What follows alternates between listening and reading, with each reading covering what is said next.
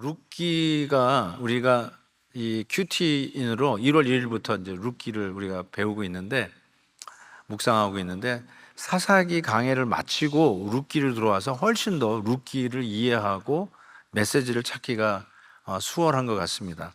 왜냐하면 룻기가 바로 사사 시대 때 있었던 스토리이기 때문에 그렇습니다. 여러분, 사사 시대가 어떤 시대입니까? 토막 시신을 배달하는 그런 일들이 벌어지는 시대, 불량배들이 날뛰고 가장 경건해야 할 레위인이 첩을 두는 시대, 그리고 여자들을 물건 취급하는 시대, 심지어는 아버지가 불량배들에게 시집안간 딸들을 내주면서 니들 마음대로 하라고 하는 이 기가 막힌, 정말 자기 소견에 옳은 대로 행해서 망한 시대를 사사시대를 할 수 있지 않겠습니까? 처녀들을 버젓이 보쌈을 하고 자기 형제 부족을 완전히 말살시키려고 하는 정책이나 쓰고, 그런 시대에 시어머니 나오미와 이방 모압 여인 룻이 베들레헴으로 돌아가는 이야기. 어게인 베들레헴이에요. 레위인이 첩을 어디서 얻어요? 베들레헴에서 얻습니다. 계속해서 일어나는 이 베들레헴 커넥션, couldn't get out of here.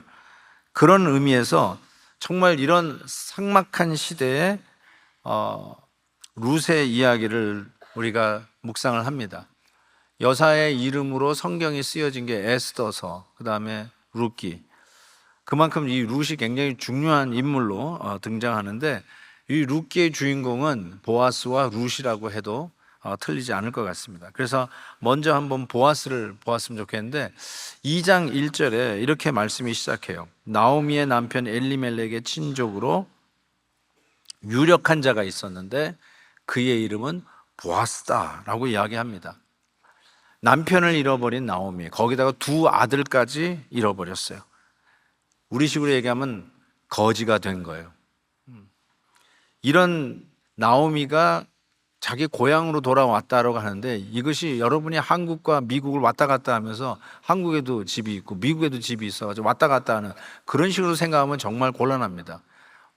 거지가 되었다는 거예요. 거할 데도 없고 먹는 것, 끼니를 걱정해야 되는 상황에서 나오미와 룻 두 여자가 베들레헴에, 그것도 사사시대에 여자를 물건 취급하고 마음대로 보쌈해가고 무슨 일이 벌어질지 모르는 바로 그런 삭막한 시대에 베들레헴으로 이 두 여인이 올라오는 이야기로 시작하는데, 이게 웬일이에요? 말씀이 엘리멜렉, 즉 나오미의 남편 엘리멜렉의 친족이 있었는데 그 사람이 보아스고 그가 유력한 자라고 하면서 2장이 시작이 되는 거예요.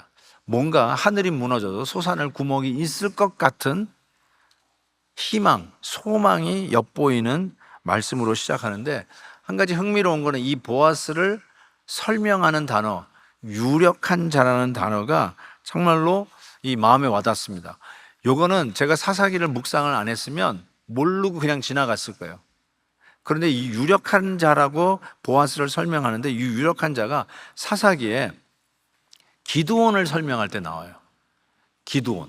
그래서 기드온에게 나타날 때 큰 용사여 하고 하나님의 사자가 기드온을 부를 때 똑같이 기보르 카일, 기보르 카일이라고 하는 이 보아스에게 쓴 유력한 자가 기드온에게도 기보르 하카일, 정관사 붙인 하카일.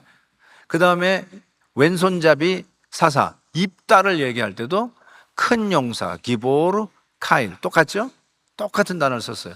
사사에게 쓰는 말을 보아스에게도, 보아스는 사사가 아닌데 보아스에게도 똑같은 단어를 쓰고 우리 한국말 번역은 유력한 자라고 이렇게 쓴 것이죠. 저는 그런 의미에서 사사시대에 무슨 경찰력이 있었겠어요. 딸을 훔쳐가도 할 말이 없는 그런 시대. 아니, 손님에게 나와서 윤관하겠다고 손님 내놓으라고 하는 이런 불량배가 버젓이 다니고 자기 아내의 시신이나 잘라가지고 보내는 이런 시대에 무슨 자기를 지킬 힘이 있었겠어요. 그런데 유력한 자라는 이 말이 사사, 강한 자, 파워풀한 자, 용사, 밀리터리 텀이에요. 이런 군사력을 가진 사람을 쓸 때 쓰는 표현으로 유력한 자를 썼다는 것이죠. 그런 의미에서 보아스는, 우리가 보아스를 읽을 때 저도 뭐 솔직하게 말씀드리지만 제가 10년 전에 룻기를 강의를 했어요. 그런데 기억하는 분이 없어가지고 얼마나 감사한지 모르겠어요. 재탕을 해도 되는데, 근데 제가 그 10년 전 제 원고를 읽어봤는데 새로운 게 눈에 들어오는 거예요. 사사기를 쭉 묵상하다 보니까 룻기를 보는 새로운 이 퍼스펙티브가 생긴 건데, 보아스는 난 그냥 늙은 할아버지 이 정도로 생각했어요. 근데 보아스가 늙은 할아버지가 아니라 사사와 같은 유력한 자였어요. 힘이 있는 자였어요. 자기의 가정을 지킬 수 있을 힘이 있었어요. 어쩌면 사병일 거예요. 뭐 경찰력이 있어요 말이죠. 근데 그 사병을 키울 수 있는 재력이 있었어요. 그와 친족이었다라고 하는 나오미의 남편 엘리멜렉은 그 베들레헴을 버리고 모압으로 달아났잖아요. 그런데 이 보아스는 자기 베들레헴을 지킨 거예요. 어려워도 농사를 열심히 지은 거예요. 그래서 드디어 돈을 모을 수 있는 재력을 키우고, 그리고 자기의 재산을 지킬 뿐만 아니라 자기의 친족, 자기의 이웃도 지킬 수 있는 힘을 얻은 자, 유력한 자가 되었던 것이죠. 그가 바로 보아스였어요. 그래서 저는 이미지가 굉장히 어떤 리타이어한 장군, 리타이어한 스타, 이런 분의 이미지로 들어요. 경험이 있고 완숙하고 용기 있고 그리고 책임감이 있는 그런 리타이어 제너럴 같은 느낌을 받게 됩니다. 그래서 저는 이 군인들의 이 제복, 유니폼을 참 좋아하는데, 특별히 이제 장군들이 입는 옷들 보세요. 여기 이제 막 그 혁혁한 공을 세웠을 때마다 받았던 훈장들이 여기 쫙 걸려 있잖아요. 보아스가 힘없는 할아버지가 아니에요. 바로 이 리타이어 제너럴 같은 힘 있는 유력한 자였어요. 그래서 제가 여러분에게 한번 보면 영어 번역을 세 군데 보여준데, 어느 번역이 원문 이 기보르 카일이라고 하는 단어에 적합한 번역인지 여러분이 한번 골라보세요. NIV에서는 a man of standing, 유력한 자를 이렇게 번역했어요. ESV에서는 a worthy man, 그리고 킹 제임스에서는 a mighty man of wealth. 어느 걸까요? 맞아요. 여러분 다 성경학자가 되고도 남습니다. 3번이 훨씬 더 맞는 것 같아요. Mighty God, mighty prayer. 그 mighty, 어떤 병력과 힘을 가진 자가 바로 보아스라는 생각을 해보게 됩니다. 자, 그런 반면에 룻은 그러면 어떤 여인이었을까? 룻은 이 모압 이방 여인 아니겠어요? 그리고 어머니를 쫓아온 어머니의 하나님이 나의 하나님이다라고는 그 신앙을 갖고 자기 부모의 땅을 떠나서 이 낯선 베들레헴에 온 거 아니에요? 저는 근데 이 룻을 솔솜수범하는 여인이다, 이니시티브가 있는 여인이다 라는 생각을 해봤어요. 왜냐하면 자기 시어머니를 모시고 베들레헴에 왔는데, 아까도 얘기한 것처럼 무슨 터전이 있고 기반이 있는데 온 것이 아니라 거지로 온 거예요. 먹고 사는 게 문제란 말이에요. 그런데 나오미 시어머니가 이 젊은 며느리에게 너 가서 좀 먹을 것 좀 구해와라 요구하는 게 성경에 안 나와 있어요. 왜 그럴까 생각해 봤는데, 당연하죠. 나갔다간 죽잖아요. 어떤 일이 벌어질지 모르잖아요.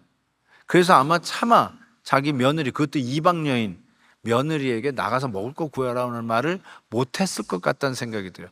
그래서 그런지 이 룻이 자기가 자원해요. 내가 나가겠습니다. 그래요. 그래서 2장 2절에 보면 내가 밭으로 가서 이삭을 줍겠나이다. 이삭 줍는다는 게 그 뜻이에요.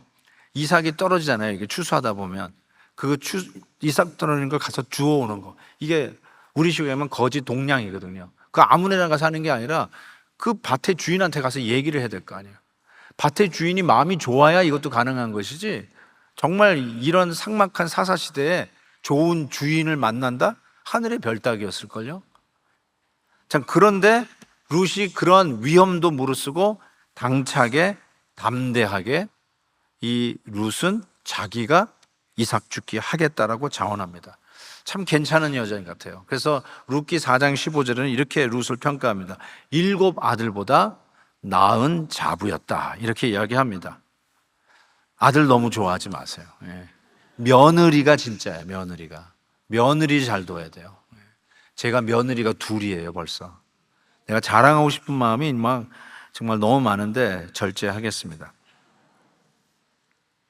보아스를 다시 돌아가 보면요, 저는 이번에 다시 이렇게 룻기를 보면서 어떤 부분을 제가 지난 10년 전에 잘못 내가 몰랐구나, 이 부분을 내가 캐치를 못했다라고 생각이 들었냐면, 실은 우리는 결론을 알잖아요. 보아스하고 룻이 결국 결혼하잖아요.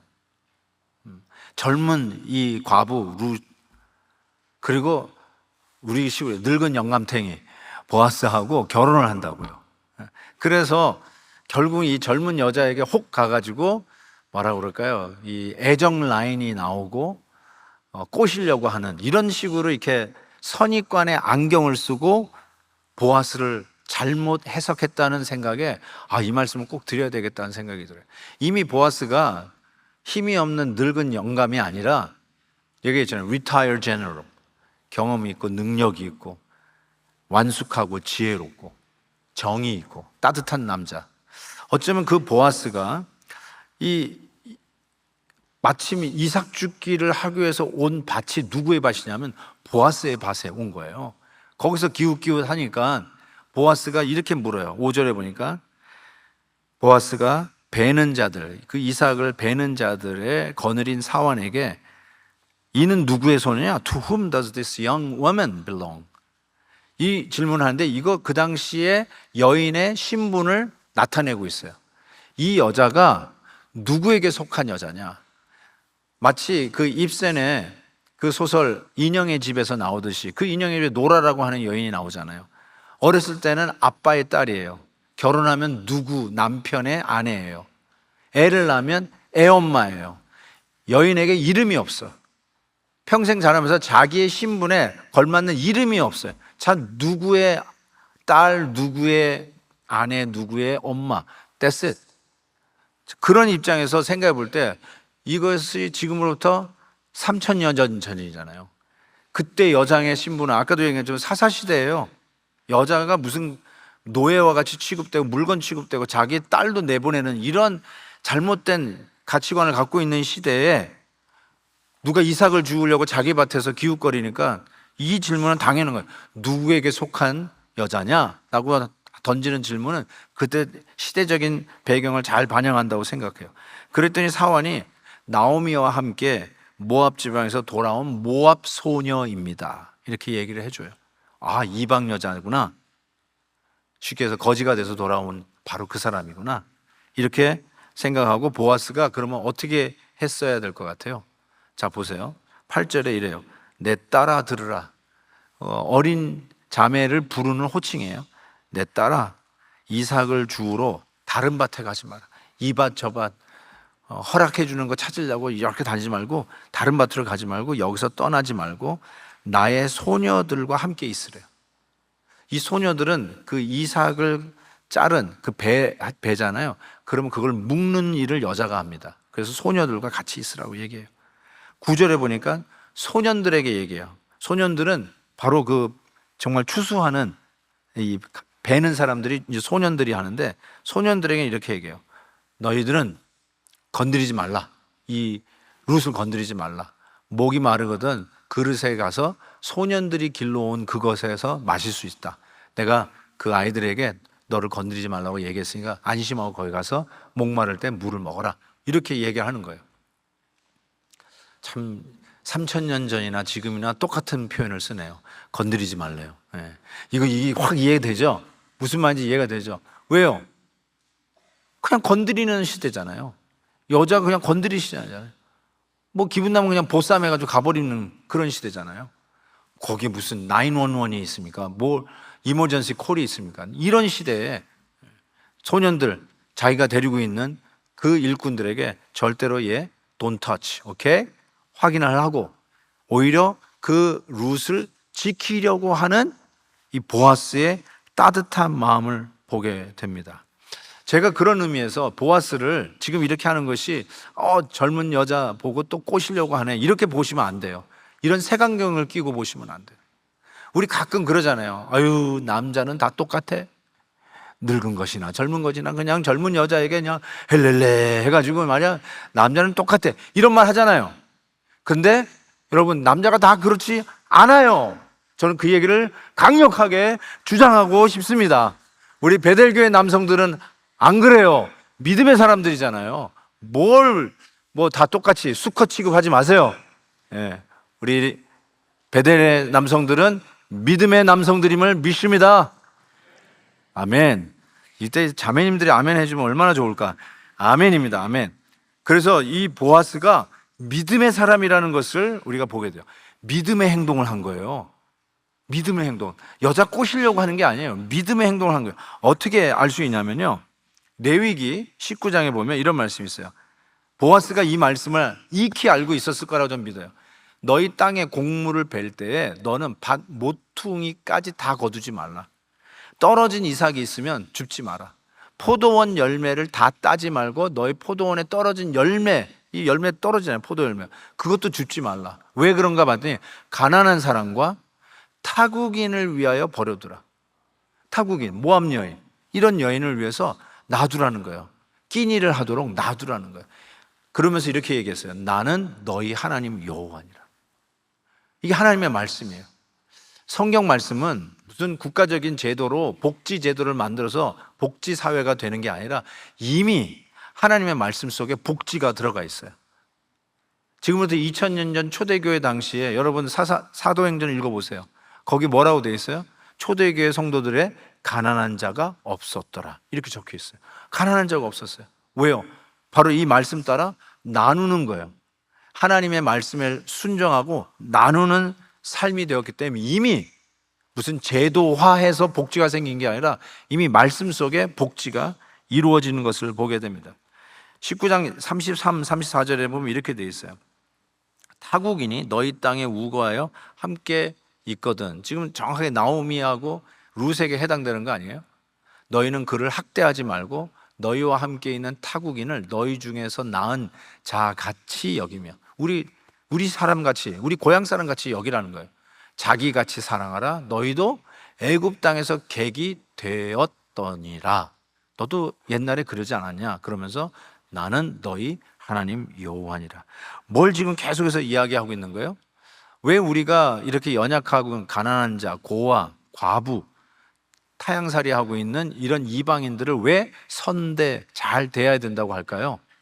저는 우리 부모님들이 우리 자녀들에게 이게 이 기부하는 문화를 가르치는 거가 참 좋다고 생각해요. 야, 너희도 네 것만 챙기지 말고 우리 이 사회를 위해서, 어려운 자를 위해서, 특히 크리스마스 시즌 같을 때 너와 같이 이렇게 혜택을 받지 못하는 아이를 위해서 우리 도네이션 하는 거, 이걸 이렇게 가르치는 부모님들 보면 굉장히 마음이 뿌듯해요. 그런데 되게 우리가 이런 거를 가르칠 때 보면 꼭 신앙이 아니라도 신앙 밖에 있는 사람도 이런 거 하잖아요. 좀 깨우친 사람 이런 거 도네이션을 자주 하잖아요. 그런데 그 동기는 착한 사람 돼야 된다. 베풀면서 손해볼 거 없단다. 살아보니까 베풀면서 살아야 돼. 내 것만 챙기면 안 돼. 이거를 가르치면서 착한 사람 되라고 얘기하잖아요. Be a good boy, good girl, 이렇게 가르치잖아요. 근데 신앙 안에서는 실은 한 걸음 더 나가요. 그냥 be a good boy, good girl이 아니라 이거예요. 네가 여호와 하나님으로부터 받은 은혜가 있지 않냐. 받았으니까 베풀어라. 그게 동기예요. 남들보다 착한 사람 되라는 게 아니에요. 실은 우리 성도님들은 내가 너보다 착하다, 이거 증명하려고 신앙생활 하는 거 아니잖아요. 정말 착각하지 않았으면 좋겠어요. 내가 당신보다 더 믿음 좋아, 내가 너무 당신보다 더 착한 사람이야, 이걸 증명하는 게 교인들의 생활이 아니잖아요. 그냥 받은 바를 나누는 거예요. 여호와 하나님의 말씀이에요. 하나님의 나에게 이와 같이 은혜를 베푸셨으니 너도 애굽에서 종살이 했던 사람 아니냐. 그런데 그 은혜 받았으니까 베풀어라. 받은 거 그대로 나누라 라는 것이 근거예요. 받은 은혜를 나누라, 그게 근거지 넌 남들보다 착한 사람이 돼야 되니까 그렇게 하라, 이게 동기부여가 아니었다는 사실을 꼭 좀 알았으면 좋겠어요. 그래서 신명기에도 이런 말씀 있잖아요.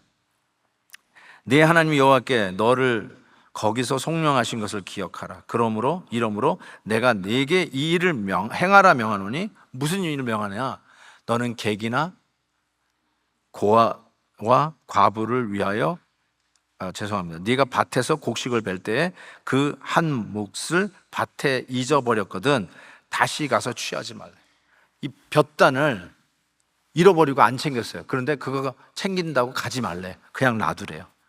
왜인가 보니까 객과 고아와 과부를 위하여 버려두라. 그리하면 네 하나님 여호와께서 네 손으로 하는 범사에 복을 내리시리라. 하나님이 베푸시는 은혜가 훨씬 크다는 것을 인정하고 나누고 섬기라고 이야기하는 것이죠. 저는 이것을 보면서 하나님이 우리를 풍족히 채워주시는 하나님이시다 라는 교훈을 받습니다. 2025년 여러분 꼭 기억하십시다. 우리가 어쩌면 궁여함도 경험할 수도 있고 쪼들리는 것도 경험할 수 있고, 야, 다음 달 렌트는 낼 수 있을까? 혹시 그런 파이낸셜 어려움이 혹 우리에게 닥칠 수도 있어요. 그럼에도 불구하고 오늘 첫 주일 메시지를 기억하십시오. 하나님은 우리의 연약함을, 부족함을 풍성히 채우시는 하나님이시다. 이 메시지를 기억하셨으면 좋겠어요. 하나님은 풍성하게 채우시는 하나님임을 기억할 수 있기를 바라요. 오늘 본문이 이렇게 돼 있어요. 2장 14절을 보니까 룻이 배불리 먹고 남았더라. 이게 하나님이 우리를 향한 서프라이즈예요. 내가 한 끼는 먹을 수 있을까라고 걱정하고 이삭 죽기에 나갔는데 하나님이 그냥 이삭만 겨우 한 끼 먹을 정도만 구해도 다행인데 먹고 남았더라. 오병이어의 역사 기억하시죠? 그 오병이어의 역사 속에서 5천 명이 먹고 어떻게 됐어요? 12광주리가 남았더라. 하나님이 우리를 이렇게 풍성하게 서프라이즈하게 채우시는 모습을 보게 됩니다. 심지어는 17절에 이렇게 돼 있어요. 룻이 밭에서 저녁까지 죽고 그 주운 것을 모으니 보리가 한 에바쯤 되었더라. 거지가 가서 동량에서 얼마나 벌어오겠습니까? 자기 그냥 굶주린 배 한 끼 채우면 잘 구한 거 아니겠어요? 어쩌면 이삭 죽기가 뭐 마음대로 하는 게 아니라 주인이 허락해야 그나마 그 모퉁이 배제하는 그 이삭에서 좀 따고 떨어진 거 좀 빼고 그러면서 겨우 한 끼 먹을 거 하지 않겠습니까? 정식으로 9 to 5 일하는 노동자들도 하루 일하고 하루 먹는 거예요. 그게 당시의 문화가 그래요. 하루 열심히 일하고 그 다음에 하루 먹는 겁니다. 그때 하루 못 먹으면 그 가족들 다 굶는 거예요. 그래서 하루 하고 하루에 일당을 얻는 것이 기본적인데 이삭 죽기 나가서 얼마나 얻을 수 있겠어요? 그런데 얼마나 얻었나 봤더니 여러분 이게 감이 안 올 텐데 볼이 한 에바를 얻었다. 한 에바. 한 에바가 얼마나 될까요? 한 에바는 이게 여러분 그냥 한번 찾아보십시오. 뭐 인터넷에 찾아보셔도 되는데 좀 달라요. 어느 사이트에 들어가느냐 좀 다른데 어쨌든 분명한 거는 갤론으로 얘기하면 한 5갤론에서 9갤론 좀 편차가 커요. 이게 조사하는 것마다. 근데 대충 한번 말씀드립니다. 한 6갤론, 7갤론 정도로 한번 평균을 잡아봅시다. 그 정도고요. 이걸 파운드로 바꿔보니까 40파운드에서 한 80파운드, 이것도 오차가 큰데 한 50파운드로만 해봅시다. 볼이 50파운드. 여러분 그로서리 가셔가지고 쌀 한 가마, 쌀 한 푸대, 그 몇 파운드예요 주로? 15파운드, 20파운드. 그러니까 그렇구나. 제가 가서 쌀을 안 사봐가지고 그거 가지고 얼마나 드셔요? 한 달은 드실 수 있죠. 한 달은 드실 수 있죠. 여러분 하루 일하고 하루 일당을 버는 거예요. 그런데 이거는 이삭을 죽고 동량하러 간 거 아니에요. 거지 동량하러 간 건데 얼마나 얻었다고? 한 달치의 식량을 얻었다고 해도 결탄국 과정이 아니에요. 볼이 한 에바를 얻어간 거예요. 이게 하나님이 우리의 연약함과 부족함을 채우는 하나님의 은혜예요. 하나님이 이렇게 채워주시는 분이라는 것을 말씀하고 계시는 거예요. 얼마나 감격스러웠습니까? 하나님이 이렇게 채워주시는 거를 체험하는 이 뭘 보세요. 착한 사람이 돼야 되니까 이렇게 베푼 게 아니라 이 보아스의 입장을 다시 돌아가면 그렇지, 내가 착한 사람이 돼야지, 존경을 받는 사람이 돼야지.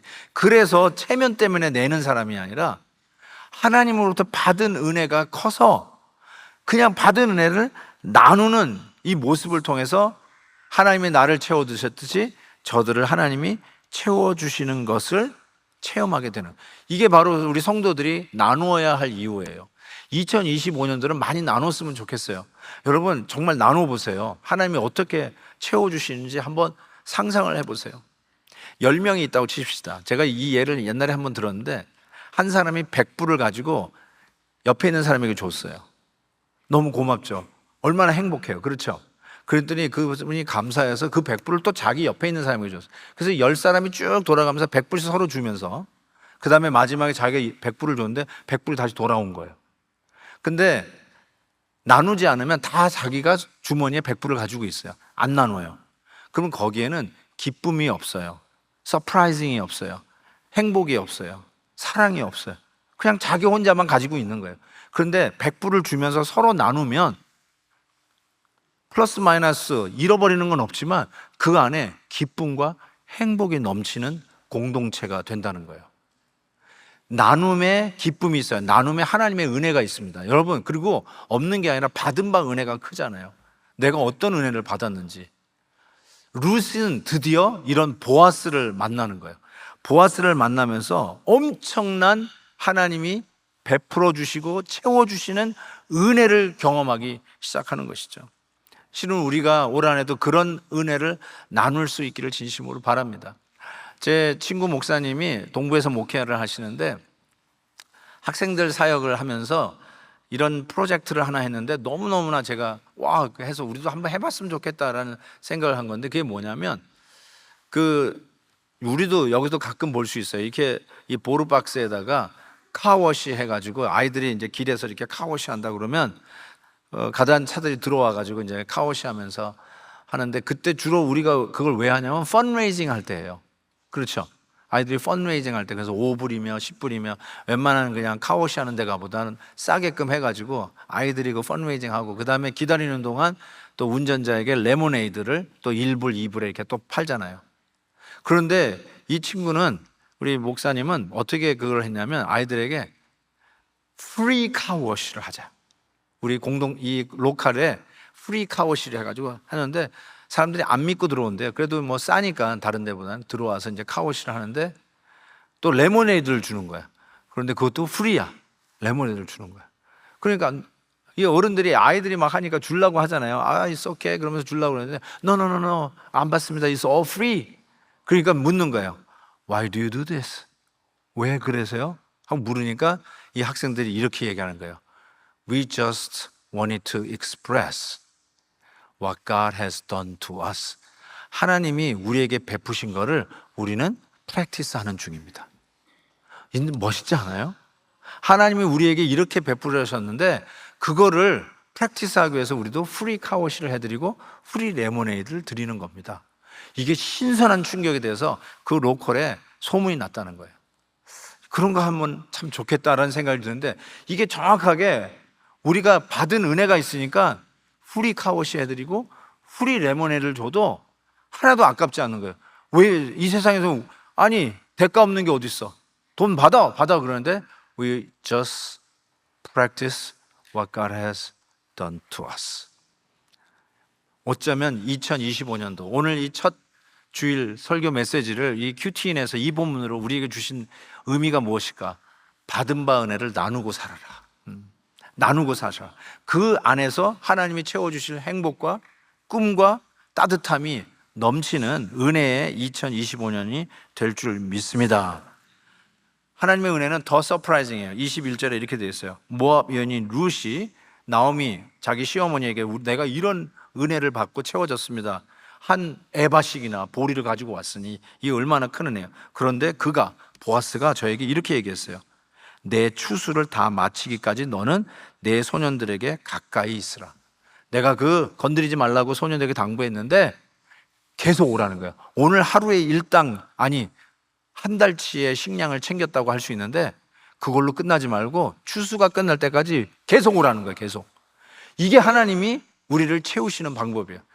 이렇게 서프라이징하게 채워요. 하루하루 근근히 살게 하는 것이 아니라 하나님이 채워주실 때 이렇게 채워주시는 거예요. 내가 만약에 땀 흘린 대가로 얻은 것이라면 그건 은혜라고 하지 않습니다. 이거는 내가 노력해서 얻을 수 있는 게 아니에요. 아무리 생각해봐도 이건 내가 한 일이 아니야. 내가 지금 누리고 있는 이 풍요함은 내가 머리를 써가지고 된 게 아니라 하나님의 은혜인 게 너무나도 분명해. 그걸 뭐라고 그래요? 은혜라고 부르잖아요. 내 대가가 아니라 은혜라고 부르잖아요. 그 은혜를 받은 사람이 나누기 시작하는 거예요. 은혜 받은 사람이 나눠요. 돈 많은 사람이 나누지 않아요. 은혜를 아는 사람이 도네이션을 하더라고. 은혜를 아는 사람이 옆에 연약한 자들에게 베푸는, 그런 손을 내미는 그런 모습을 보게 돼요. 그래서 2025년도 하나님께서 이렇게 베풀어 주시는 것을 기억하고 우리가 함께 나누며 아름다운 믿음의 공동체를 세워가는 새해가 되기를 주의 이름으로 축복합니다. 이 나오미가요, 드디어 이 기업 물을 자 보아스를 만나서 이와 같은 은혜의 충족함을 누리게 되는 것이죠. 나오미에게 있어서는 이게 웬일인가 싶을 거예요. 나오미가 실은 어떻게 얘기했는 줄 아세요? 이민 가서 열심히 일했는데 남편이 병을 얻어 죽은 거예요. 그래도 자식 생각하면서 열심히 해서 아이들을 아이비리그 보낸 거예요. 근데 이 아이비리그 잘 나가는 이 두 아들이 사고로 죽네. 이민 생활 실패한 거예요. 우리 하는 말, 이민 생활 성공하셨습니까? 자녀들 잘 키우고 남편 건강하고 그럼 성공했다고 하는데 이 어떤 일이에요? 그래서 나오미가 룻기 읽어보면 1장에 보시면 이렇게 얘기하잖아요. 나는 여호와의 손이 나를 쳤다. 전능자가 나를 괴롭히고 계시다. 하나님이 나를 징벌했다. 그래서 나는 비어서 엠티 돼서 고향으로 돌아왔다. 빈털털이 돼서 돌아왔다. 이게 나오미가 하나님을 향한 마음이었어요. 하나님이 나를 징벌했다. 나를 때렸다. 나를 빈털터리가 되게 해서 돌아오게 했다. 어쩌면 우리가 고난 가운데 하나님을 향한 마음이 이럴지도 몰라요. 이민을 와서 열심히 일했는데 이 미국 땅에 와가지고 모든 것이 잘 풀리면 좋겠는데 오히려 일이 더 꼬이고 미국에 와가지고 더 힘들고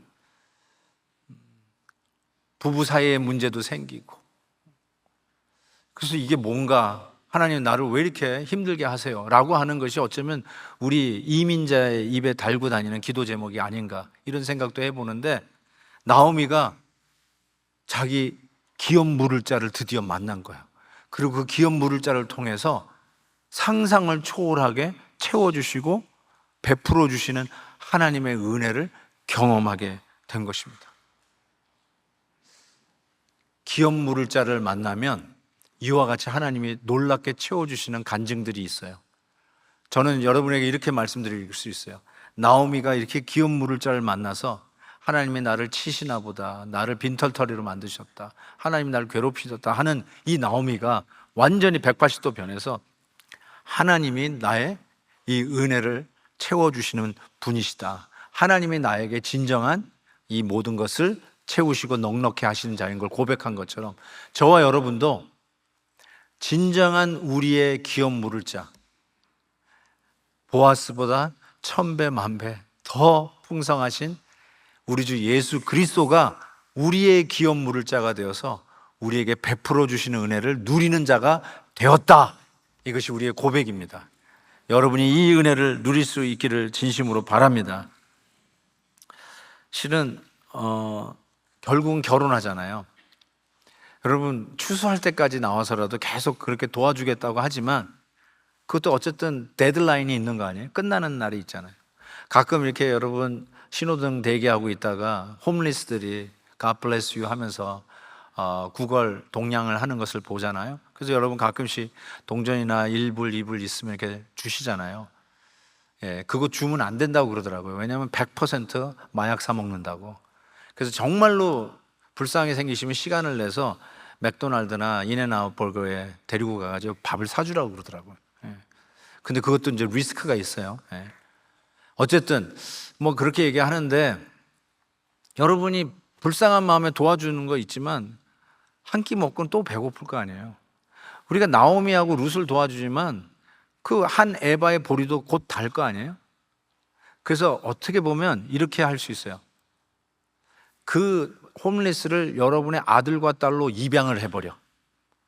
이제 그만 이렇게 1불, 2불씩 주지 말고 우리 집에 들어와. 우리 아들 삼을게요. 우리 딸 삼을게요. 그거 데리고 들어오면 되는 거 아니에요? 더한 거는 뭐예요? 그냥 내 남편 합시다. 그래가지고 데리고 들어와. 내 부인 합시다 하고 데리고 와. 이게 더 좋은 거 아니에요? 어떻게 보면. 그런데 실질적으로 그런 일이 일어난 거예요. 룻을 아내로 삼아. 룻을 아내로 삼는. 이게 완벽한 기업 물을 자의 책임이에요. 아내로 삼아가지고 더 이상 매번 이삭 주우려고 나갈 필요 없고 아예 들어온 것이죠. 하나님이 우리에게 그와 같은 은혜를 베푸시잖아요. 그냥 기도할 때마다 옛다. 그냥 일불 이불 던져주는 식으로 오늘 하루만 갱건히 살게 하는 게 아니라 너는 내 자녀다. 내 자녀다 하고 우리를 하나님의 가족으로 입양해 주시는 은혜가 있잖아요. 그 은혜를 누리며 더 이상 이삭 죽기 하러 나갈 필요가 없는 큰 은혜의 주인공들로 삼아주지 않습니까? 이게 바로 우리 주님께서 우리의 진정한 기업 물을 자인 것을 오늘 본문을 통해서 보여주신 것이죠. 제가 인터넷에 돌아다니는 아내의 편지를 읽으면서 굉장히 뭉클했습니다. 이 아내는 휠체어 타고 다니는 아내예요. 근데 그 한 라디오 방송에서 이렇게 이야기를 하다가 그 휠체어 탄 장애 여인에 대한 마음을 갖고 제주도에서 그 뉴스를 듣고 서울로 그냥 주소만 들고 찾아와가지고 구애를 한 겁니다. 말이 안 되잖아요. 그러니까 솔직히 나를 불쌍히 여겨가지고 구애하는 건 원치 않잖아요. 그런데 그게 불쌍한 게 아니라 정말로 사랑하는 마음으로 구애를 하는데 마음을 안 받아주니까 학을 접는데 1000개를 접어가지고 보내주면서 당신의 날개가 되어주고 싶습니다 하면서 구애를 하는데 여기에 이 자매님이 마음을 먹고 결혼을 하게 됐어요. 그리고 한 10년여 지난 후에 자기 남편에 대한 쓴 편지가 나왔는데 제가 이 편지를 읽다가 가슴이 뭉클하더라고요. 뭐 이렇게 내가 띄워놓을 테니까요, 뭐 읽으셔도 좋지만 제가 읽어드릴게요. 내 삶의 날개가 되어주는 당신께 하면서 남편에게 이런 편지를 썼어요. 여보, 지금 시간이 새벽 5시 30분이네요. 이 시간이면 깨어있는 사람보다 아직 따뜻한 이불 속에서 단꿈을 꾸고 있는 사람이 더욱 많을 거예요. 그러나 당신은 이미 집을 나서 살을 애는 듯한 차가운 새벽 공기에 몸을 맡기고 있겠지요. 내가 여느 아내들처럼 건장한 여자였다면 당신의 그 힘겨운 짐을 조금이라도 나누어 질 수 있으련만 평생 휠체어의 도움을 받아야 하는 나는 그럴 수 없기에 너무나 안타까워 자꾸 서러워집니다. 자동차에다가 건어물을 싣고 서울 시내를 돌아다니며 물건 하나라도 더 팔려고 애쓰는 당신, 그런 당신을 위해 내가 할 수 있는 일은 물 한 방울, 전기 한 등 10원이라도 아껴 쓰는 것이 전부라는 현실이 너무 가슴을 아리게 합니다. 불편한 나의 다리가 되어주고 두 아이들에게 나의 몫인 엄마의 역할까지 해야 하고 16년 동안이나 당뇨로 병석에 누워 계신 친정 어머니까지 모셔야 하는 당신입니다. 긴 병에 효자 없다는데 어머니께 딸인 나보다 더 잘하는 당신이지요. 그리고 여보, 지난 결혼 10주년 기념일에 당신은 결혼 때 폐물 한 가지도 못 해줬다며 당신이 오래도록 잡비를 아껴 모은 돈으로 나에게 조그마한 다이아몬드 반지를 사주었지요. 그때 내가 너무도 기뻐했는데 그 반지를 얼마 못 가 생활이 너무 힘들다 다시 팔아야 했을 때 처음으로 당신이 눈물을 흘리는 모습을 보고는 너무도 가슴이 아팠어요. 몇 년이 지간 지금까지 당신은 그때 일을 마음 아파하는데 그러지 말아요. 그까지 반지 없으면 어때요? 이미 그 반지는 내 가슴 속에 영원히 퇴색되지 않게 새겨 놓았으니 나는 그것으로도 충분해요. 여보, 이런 말 너무 멋있지 않아? 3년 전 당신은 8시간에 걸쳐 신경수술을 받아야 했었지만 그때 마취해서 깨어나는 당신에게 간호사가 휠체어에 앉아있는 나를 가리키며 누군지 알겠냐고 물었을 때 당신은 또렷한 목소리로 이렇게 말했어요. 그럼요, 내가 이 세상에 다시 태어나도 사랑할 사람인데요 라고. 그렇게 말하는 당신에게 나는 바보처럼 고맙다는 말도 못하고 한없이 눈물만 떨구었어요. 그때 간호사가 나에게 이렇게 말하더군요. 이 세상에서 가장 행복한 분이세요 라고. 그래요 여보, 나는 정말 이 세상에서 가장 행복한 여자예요.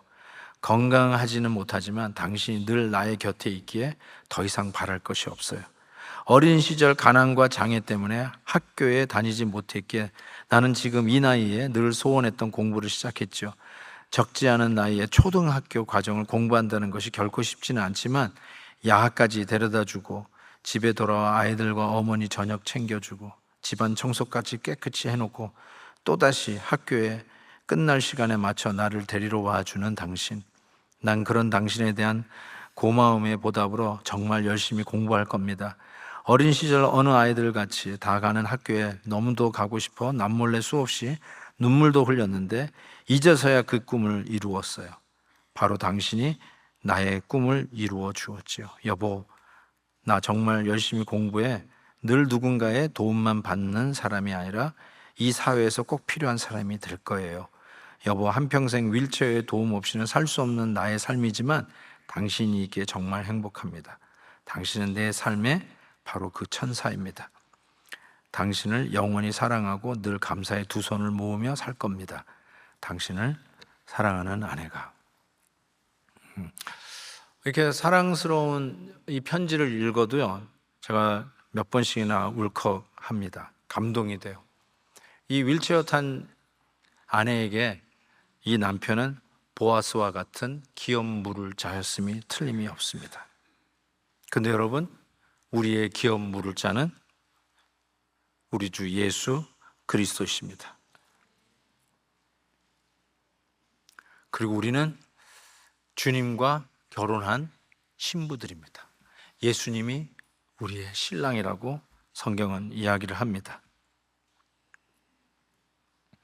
주님의 은혜, 한 에바만큼 되는 볼이라고 이야기하기 너무나도 부족한 우리의 주님의 은혜는 다함이 없는 은혜로 오늘도 베풀어 주십니다. 가끔 이런 얘기를 듣습니다. 예수 믿으세요. 예수 믿으세요. 전하면 예수가 밥 먹여주냐고 반문을 합니다. 예수가 밥 먹여주냐고 그럽니다. 때로는 그 말에 주눅이 들어서 답을 못할 때가 있는데 이제는 우리가 무슨 답을 해야 될지 알 것 같아요. 예수님이 먹여주는 밥도 못 먹어봤냐? 예수님이 베풀어 주시는 은혜가 얼마나 큰데, 우리의 삶 속에 우리 주님이 우리 밥 먹여주시는 일들이 얼마나 많은데, 새해 복 많이 받으세요가 아니라 새해 예수님 먹여주는 밥 많이 먹읍시다. 그리고 그 밥 나눕시다. 우리 주님이 베풀어 주시는 이 은혜를 기억하고 예수님 먹여주는 밥, 나 그 맛을 알기에 당신도 그 밥 먹었으면 좋겠어요. 이렇게 전하는 2025년 새해가 되었으면 좋겠습니다.